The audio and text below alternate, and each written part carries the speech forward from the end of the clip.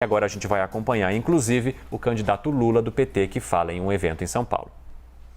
Eu queria contar uma coisa para vocês. Desde que eu e outros companheiros criamos o PT, a gente vive tendo que se explicar. Não é a primeira vez que nós fazemos carta aos evangélicos. Toda eleição, há uma quantidade de mentiras nesse país que nós precisamos fazer carta, ora à Igreja Católica, ora à Igreja Evangélica, ora a outro setor da sociedade. Eu lembro do desespero do Gilberto Carvalho tentando organizar uma quantidade de pastores para a gente explicar que a Dilma não era o demônio que eles diziam que a Dilma era. Eu, em 1989, eu era um pouco desconhecido, mas eu fui para o segundo turno na disputa com o Collor de Mello, e teve uma igreja que distribuiu aqui em São Paulo 1 milhão de jornalzinhos me chamando de demônio. Então, toda vez a gente tem que explicar. Eu tive que passar anos explicando a bandeira do PT, porque ela era vermelha. Eu tive que passar anos explicando por que eu tinha barba. Depois eu tive que explicar por que o PT tinha uma estrela. A vida inteira a gente vai te explicando. A Benedita deve ter se explicado a vida inteira. Todo mundo que faz alguma coisa séria se explica. Jesus teve que se explicar a vida inteira.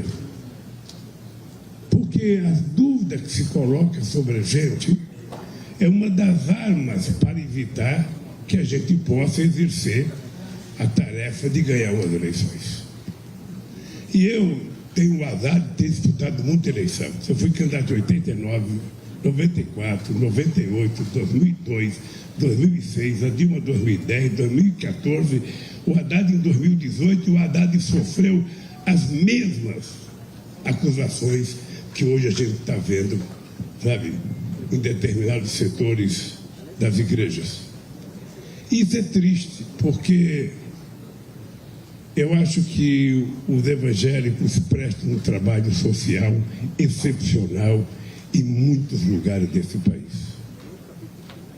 Porque tem muita gente séria, sabe, que exerce a função de pastor para tratar da espiritualidade das pessoas, para tratar da fé das pessoas. Uma família, quando sai de casa para ir para uma igreja, seja ela católica ou evangélica, a pessoa não vai para escutar um discurso político, a pessoa vai para orar. A pessoa vai para assumir mais compromisso com Deus, mais compromisso com a sua família.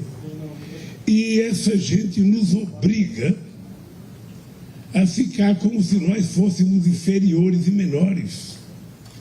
Porque no fundo, as acusações são as mais berrantes possível. Tem coisa que eu não acredito que um ser humano possa acreditar, mas eles falam, e tem gente que acredita. Agora inventaram a história do banheiro unissex. Gente, eu tenho família, eu tenho filha, eu tenho neta, eu tenho bisneta. Só pode ter saído da cabeça de Satanás a história de banheiro unissex. Só pode ter saído. Sabe, a quantidade de mentiras é uma coisa que, sabe, eu sou filho de uma mulher que teve 12 filhos, todos eles parto normal, com parteira, nunca com médico. E essa mulher criou 12 filhos, 4 morreram. E essa mulher nos ensinou o que é ter amor dentro de casa. Nós éramos 8 irmãos, minha mãe, 9, e mais 4 sobrinhos que vieram de Pernambuco. A gente dormia em 13 pessoas num quarto e cozinha. 13 pessoas num quarto e cozinha. E o banheiro que a gente tinha para usar era o banheiro do bar. Portanto, era o banheiro que as pessoas que ficavam no bar bebendo usavam. E a minha família tinha que ir lá naquele banheiro. Podia ter um bêbado ter ido antes, sabe? Feito qualquer coisa no banheiro. Era aquele banheiro que a gente tomava banho, era aquele banheiro que a gente frequentava. E a minha mãe nunca nos ensinou a ter qualquer coisa de raiva ou de ódio.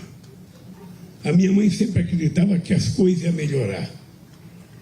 Em dezembro, como a gente ficava em casa, a gente não tinha dinheiro para comer pizza, mas a gente tinha a tal da missa do galo. A minha mãe fazia a gente ficar acordado até meia-noite para a gente ir na missa do galo.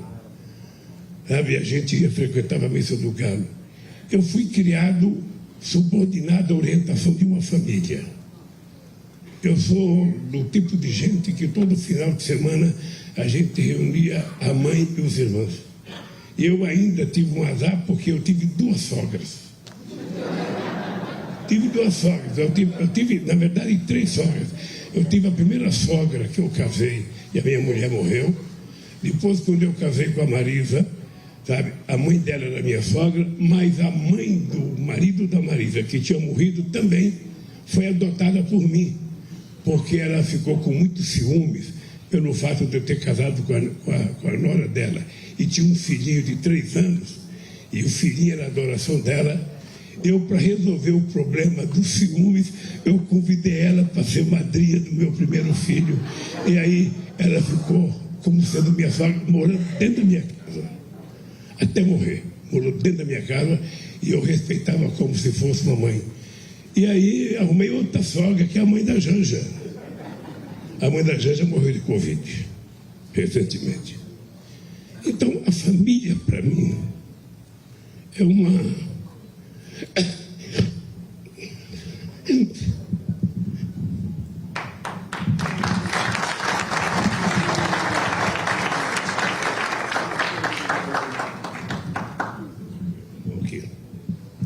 A família, para mim, é uma coisa sagrada. Eu sou daquele de todo final de semana a gente reúne mãe e filhos e fazer o meu churrasquinho. As pessoas não gostam que eu falo de churrasquinho, mas eu falo que eu gosto. Gosto. Não é, que eu pegava uma churrasqueira tamanho dessa caixa de som aqui. E Paulista não faz churrasco como faz no restante do Brasil. Paulista faz um bife batido com muito tempero e coloca na chapa, bota no meio do pão e come. Eu, todo sábado e domingo, eu ia para a represa Billings fazer um churrasquinho e tentar pescar uma tilápia.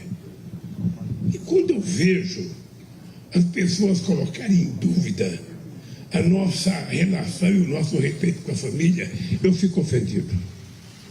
Eu quero dizer para vocês que eu não considero um pastor que mente pastor. Não considero. Porque não é possível. É possível alguém viver de contar mentiras. Não é possível alguém não respeitar uma criança que vai com a mãe na igreja e a pessoa ficar mentindo. Mentindo a respeito de outras pessoas. E o mais grave ainda, a pessoa pode querer escolher o Bolsonaro para presidente, pode que com a pessoa não tem nenhum problema. Mas a pessoa não pode mentir. A pessoa tem que avocar as qualidades para as pessoas até defender. Porque eu defendo que as pessoas participem de política. Mas se um pastor quer fazer política, ele que vá para a rua fazer política, ele não pode ir para a igreja fazer política. Se um padre quiser fazer política, ele que faça política. Mas não tire proveito do altar para fazer política. Saia. Vá para a rua fazer política. Vá defender ou questionar quem quiser. Porque a gente precisa ensinar a sociedade brasileira a tomar as decisões corretas. Eu nunca vi na minha vida, eu estou com 76 anos de idade, faço política, comecei no sindicato há mais de 50 anos, eu nunca vi a quantidade de ódio estabelecido nesse país por conta das mentiras. Por conta das mentiras mais absurdas possíveis. Mentira que quando eu ouço, eu falo, não é possível que alguém acredite nisso, mas tem gente que acredita. Porque quem fala é um pastor que dentro da igreja é uma autoridade. E ele não pode se aproveitar da autoridade para mentir. Isso depõe contra a igreja. E cadê a nossa senadora? Eu, quando resolvi, fazer a carta, é por respeito a vocês. Porque eu sei o quanto as pessoas sérias sofrem para enfrentar as pessoas mentirosas, tanto na igreja evangélica quanto na igreja católica. Porque minha mãe dizia, a mentira, ela voa, e a verdade engatinha. A verdade é mais difícil, porque a verdade tem que ter argumento, tem que ter explicação. Às vezes demora para você convencer, né? Demora. A mentira não. A mentira, você falou a mentira, e hoje pela internet ficou muito mais fácil mentir. Você não tem que colocar a sua cara. Você publica uma matéria qualquer, ninguém sabe. E se estabeleceu a divulgação do ódio, a divulgação da raiva, a divulgação da mentira. Ou seja, eu sinceramente vivo no mundo, eu ainda sou analógico. Eu não tenho celular, não uso celular. Eu uso dos outros, mas eu não tenho, porque, gente, você não consegue mais fazer uma reunião. Você não consegue mais, você não consegue mais reunir a família. Você tenta convidar a família para ir, fazer um churrasquinho. Aí, eu tenho 5 filhos, eles ficam sentados na mesa, um jogando com o outro, ou conversando com outro país, e nós ali na mesa, tanta saudade do filho, ele vai lá para jogar. E os netos, então? Os netos nem olham para a cara, o neto chega lá, já pede um computador, já pede um celular. Então eu não sou desse mundo. Eu não quero virar algoritmo. Eu quero continuar um ser humano com sentimentos. Eu quero continuar acreditando no ser humano. Eu quero continuar acreditando no ser humano. Eu gosto de conversar, eu gosto de tocar nas pessoas. Quando eu era presidente, os presidentes que eu encontrava ficavam meio... o Celso Amorim não gostava porque eu não sabia conversar, sem bater na perna, sem bater na cabeça. Aquele cabelo engomado do Hu Jintao, o presidente da China, o Bush. Era assim que eu conversava. Então, por que eu voltei a ser candidato a presidente? Gente, eu não me conformo desse país ter voltado à miséria que nós tínhamos acabado. Eu não me conformo, alguém tem que fazer alguma coisa, porque não é possível esse país ser o terceiro produtor de alimento do mundo, o primeiro produtor de proteína animal do mundo, e o povo está passando fome. Faz 5 anos que não se aumenta o salário mínimo com aumento real.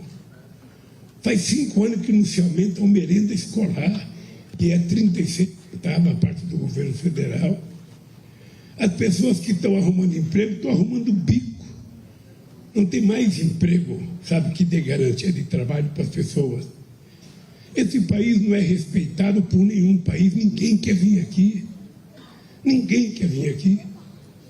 Esse país, o presidente faz propaganda de arma e deixou agora o ensino médio sem livro didático. 300 mil crianças sem creche. Ou seja, que mundo é esse? Que mundo é esse? E eu acho que a velhice não é a idade. A velhice é as causas que a gente tem. A pessoa que tem uma causa para lutar nunca vai ficar velho. Porque você tem que se renovar todo santo dia. Você tem que acordar com vontade de fazer uma coisa. Todo santo dia você tem que acreditar que é possível fazer uma coisa. E eu acredito que nós vamos consertar esse país. Eu acredito, por Deus do céu, que eu estou nessa, porque eu acredito que a gente vai recuperar e esse povo vai voltar a sorrir outra vez. Esse povo vai voltar a trabalhar outra vez. Eu tenho fé em Deus que Ele vai nos ajudar a vencer essa batalha. Por isso é que eu fui buscar o Alckmin de vice. O Alckmin foi meu adversário. Eu digo sempre, ele chutava muito as minhas canelas, sabe? Mas eu não deixo de reconhecer que ele foi governador do estado de São Paulo durante 16 anos, foi mais 6 como vice, e eu acho que ele tem experiência suficiente para, junto comigo, a gente consertar esse país. E o país não pode mais continuar. Esse atual presidente, ele é um psicopata, mentiroso, um mentiroso compulsivo. Antigamente as pessoas ficavam vermelho quando mentia, ele não fica. E o mais grave é que é ele e a família inteira. É um negócio absurdo, gente, um negócio que não tem. A última coisa grave que ele fez foi aquela visita às meninas da Venezuela. E ele depois acordou 1h da manhã para tentar se explicar para a opinião pública. Ele não tem respeito. Ele não tem respeito pela verdade, ele não tem respeito pela família. A família são os filhos dele. Então não dá para a gente continuar vivendo assim. Por isso que eu e o Alckmin precisamos que vocês, sabe, façam mais do que votar. Agora você tem mandato, Henrique, agora você está com garantia constitucional, cara. Você tem que viajar agora o mundo pregando o evangelho e pedindo voto. Você tem que dizer que Lula e Alckmin são as melhores coisas que podem acontecer no Brasil nesse momento. Depois pode aparecer gente melhor, não tem problema. Mas entre nós e o Bolsonaro, não há que ter dúvida. E eu acho que vocês todos poderiam colaborar, fazendo um pouco mais, conversando com mais pessoas, sabendo que tem pessoas que não gostam da gente conversar com as pessoas, saber qual é a dúvida que as pessoas têm, porque é preciso conversar e convencer as pessoas. Porque eu não imaginava que as mentiras pelo celular tinham tanta força pela internet. Não imaginava. Não imaginava o poder de multiplicação de mentiras que tem o Zap. E eles têm uma fábrica. Eles têm uma fábrica monstruosa de produzir mentira. E a gente não pode ganhar uma eleição mentindo, gente. Quem ganhar mentindo não governa com seriedade. Porque a desgraça da primeira mentira é que você é obrigado a passar o resto da vida mentindo para justificar a primeira mentira. Então a gente não pode permitir que isso aconteça no Brasil. Eu fiquei perguntando para ele quantas universidades ele fez, quantas escolas técnicas, porque ele não liga para a educação. Ele é um cara que ele prefere distribuir ódio do que amor, prefere distribuir armas do que livro. E nós estamos perto de mudar isso, gente. Falta quanto? 11 dias. Falta 11 dias para a gente tentar mudar essa situação. E eu acho que vocês jogam um papel extraordinário e importante, sabe? E depois eu quero que vocês saibam que uma das coisas que eu estou voltando a governar e quero voltar é porque eu sei que tem muita coisa que a gente podia fazer, a gente não fez porque não sabia. Sobretudo, grande parte das políticas sociais que o governo faz pode ser feito pelas igrejas. A gente acompanhou, então, a fala do ex-presidente Lula em um evento que ele se reúne com evangélicos, são cerca de 150 pastores evangélicos de diferentes segmentos, em que foi lida uma carta pregando, falando, afirmando e defendendo a liberdade religiosa caso ele seja eleito. Carta que foi lida pelo ex-ministro Gilberto Carvalho e que agora Lula fala que se viu obrigada a ler essa carta, divulgar essa carta por conta da disseminação de fake news. Num trecho da carta, ele diz o seguinte: posso lhes assegurar, portanto, que meu governo não adotará quaisquer atitudes que firam a liberdade de culto e de pregação ou criem obstáculos ao livre funcionamento dos templos. Ele se refere àquela fake news em que diziam que se o ex-presidente fosse eleito, ele fecharia templos e igrejas. É importante a gente lembrar que a gente está mostrando a agenda dos candidatos, então a gente mostrou agora do ex-presidente Lula. Assim que a gente tiver a agenda e a fala do presidente Bolsonaro, a gente vai trazer aqui ao longo da programação da CNN Brasil.